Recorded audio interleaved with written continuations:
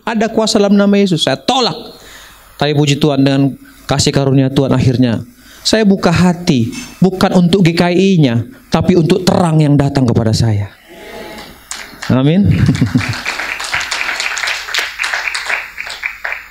Ya, saya tahu tepuk tangan ini nggak semua karena memang masih serius. Amin. Saya sambut, saya berdamai dengan Tuhan. Saya pastikan sama Tuhan lewat sebuah doa berkata, Tuhan, aku terima Engkau sekarang secara pribadi dalam hidupku. Kubuka hati, masuklah dalam hidupku. Seperti saya katakan tadi dalam Wahyu 3:20, saya lakukan itu. Ai jong do joloni pitui manuk tuki. Siapa yang membuka pintu hati itu, aku akan masuk. Saya bilang, masuklah Tuhan dalam hidupku. Jadikan hidupku jadi baru. Mulai sekarang, tuliskan namaku dalam kitab kehidupan di surga supaya aku jadi warga kerajaan surga. Katakan amin. Karena nama kita itu harus didaftarkan Bapak Ibu. Kalau nggak terdaftar, maka nggak ada daftar di sana, nggak ada tertulis di sana. Dan saya katakan juga, sekarang aku hidup dalam Engkau, dan orang yang dalam Kristus dikatakan memiliki kuasa. Tadi ayat 12 dikatakan apa? Tetapi semua orang, Yohanes 1 ayat 12 tadi. Tetapi semua orang yang menerimanya. Karena banyak yang nggak menerima tadi dikatakan, betul? Tapi siapa yang menerima? Ise nama jakon Jesusi amang dot inang. Dikatakan apa? Diberinya kuasa, dilehon manasidah waso, menjadi anak-anak Allah, yaitu mereka yang percaya dalam namanya. Singkatnya Bapak Ibu Saudaraku, setelah saya ada dalam Kristus Yesus, saya sambut terang itu.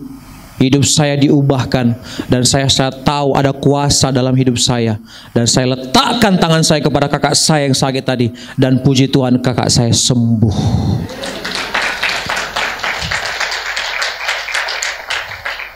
Percaya tidak percaya silahkan, itu pilihan Bapak Ibu Saudara. Tapi saya mau sampaikan, kakak saya itu masih hidup sekarang. Mereka tinggal di tebing tinggi karena saya adalah orang tebing tinggi Delhi. Mama saya pun akhirnya diselamatkan Tuhan. Awalnya dia berkata, ya hai pungas songoni, dang biasa, nggak biasa aku punguan-punguan kayak gerejamu, marah bahasa Indonesia lagi, sementara aku marah bahasa Batak kalau aku berdoa katanya. Saya bilang, Mama silakan pakai bahasa apapun, bahasa air mata aja Tuhan tahu, katakan amin. Bahasa Batakmu Tuhan tahu, Tuhan nggak pernah bilang gini, ubah bahasamu, nggak ngerti aku bahasa Batak, nggak. Bahasa apa aja pun, naikkan doamu sama Tuhan. Tapi akhirnya mama saya bisa berbahasa Indonesia itu. Dan memang komunikasi sama kami bahasa Indonesia. Tapi dia biasa memang naikkan dengan bahasa Batak, berdoa. Lalu apa dia bilang lagi? Ngusir-ngusir setan, ngusir-ngusir setan. Emang ada setan? Itu kalau mama belum paham atau belum sadar perkara rohani, saya bilang. Di mana-mana ada setan. Alkitab berkata, namanya setan, roh jahat, roh nggak bisa dilihat oleh dia ada di sekeliling kita. Dan Alkitab berkata dia itu seperti singa ngaum-ngaum mencari orang yang dapat ditelannya. Jadi usir saja, usir dalam nama Yesus dan seterusnya. Dan akhirnya mama saya dijamah Tuhan.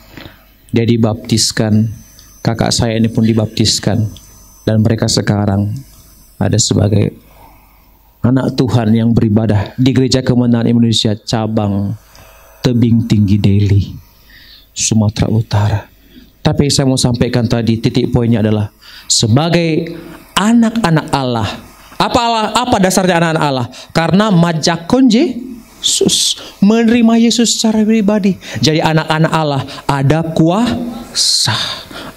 kuasa dalam namanya.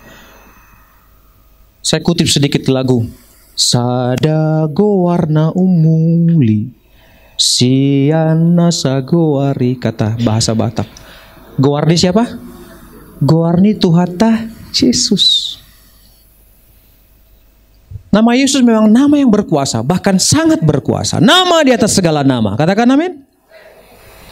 Percayakah Bapak Ibu bahwa kuasa itu bisa membebaskan segala ikatanmu, penyakitmu, kelemahan-kelemahanmu? Itu sebabnya Tuhan tawarkan sekali lagi, Dia mau hadir dalam hidupmu. Jakoni mana amang inang, asa mangulai mana di bangsan ngulumuna, asa marwaso hamu. Dalam Kristus. Saya nggak boleh lama-lama. Saya lanjut saja, saya akan selesaikan dengan cepat. Yang kedua, jadi orang yang menerima Yesus, katakan amin, sepakat dengan Yesus, maka jadi sahabat Yesus atau teman Yesus atau tunangan Yesus. Tapi orang yang gak mau sepakat dengan Yesus, tetap sepakat dengan dunia ini, dengan kegelapan, maka dia akan sahabat dunia. Dan kita pilih yang mana kita, sahabat dunia atau sahabat Tuhan. Mari buka Yakobus 4 ayat 4. Apa dikatanya? Orang yang menyebut dirinya sahabat dunia, otomatis dia musuh Allah. Tapi siapa yang bertunangan dengan Kristus atau bersahabat dengan Kristus, otomatis dia akan dimusuhi oleh dunia. Yakobus 4 ayat 4, 1-2 ayat. Hai kamu, tidakkah kamu tahu bahwa persahabatan dengan dunia, jadi barang siapa hendak menjadi sahabat dunia ini, saya berharap yang hadir di sini tidak jadi musuh Allah, tapi jadilah sahabat Allah di dalam Kristus, yang mau datang dalam hidupmu, yang mau masuk naneng bongot di bagasan ngulumuna amang inang. Yang kedua, sebagai orang yang sudah terikat, maksud saya bersahabat, bertunangan dengan Kristus, katakan amin, seperti tadi gambarannya Rizky dengan Meli, maka akan diikat oleh janji. Apa jalannya kita menjadi tunangan Kristus? Kita harus mengakui hidup kita telah dibeli oleh Yesus dengan harga yang mahal. Seharga apa? Mari kita buka 1 Petrus 1 ayat 18-19. Seharga darah yang tak bercacat bernoda. Mari kita baca. Sebab kamu tahu dari cara hidupmu yang sia-sia, yang kamu warisi dari nenek moyangmu itu, bukan dengan barang yang fana, bukan pula dengan perak, 19, melainkan dengan darah yang mahal, yaitu darah Kristus, yang sama seperti darah anak domba, yang tak bernoda, tak bercacat. Biasa itu kalau Rizky ini, kalau nanti ada yang ganggu Meli ini, apa kata Rizky atau apa kata suami?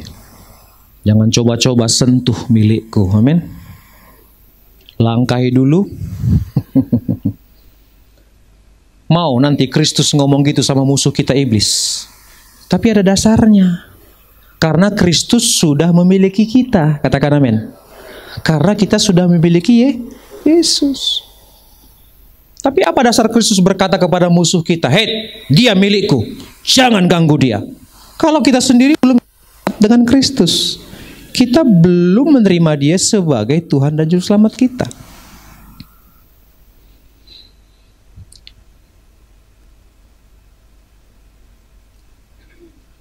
Nah, sebagai orang yang telah ditebusnya dengan darahnya yang mahal, katakan amin, maka kita diberi rohnya.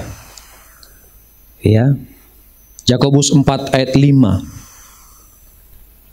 Janganlah kamu menyangka bahwa kitab suci tanpa alasan berkata, roh yang ditempatkan Allah dalam dirinya diingininya dengan cemburu.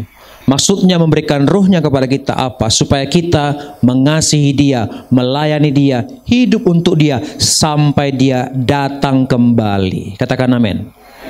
Jadi Meli ini sesudah diikat dengan tunangan, ada peminangan ya dek ya, maka Meli ini nggak boleh macam-macam lagi, betul ya Mel?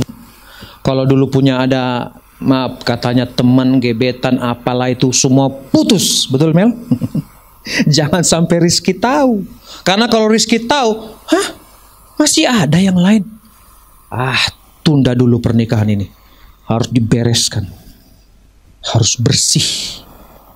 Dan bukan hanya bersih dari pertemanan seperti itu, Meli pun mulai belanja-belanja, katakan amin. Belanja apa? Beli pakaian nikah, beli ini, pokoknya semua yang nanti akan dipergunakan untuk pernikahan mereka. Dia siapkan. Begitu juga mempelai Kristus itu.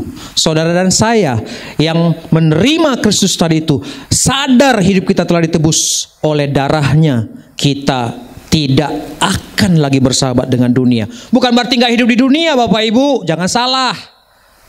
Kalau nggak hidup di dunia, mau hidup di mana? Tapi bukan berarti kita hidup di dunia ini, kita duniawi.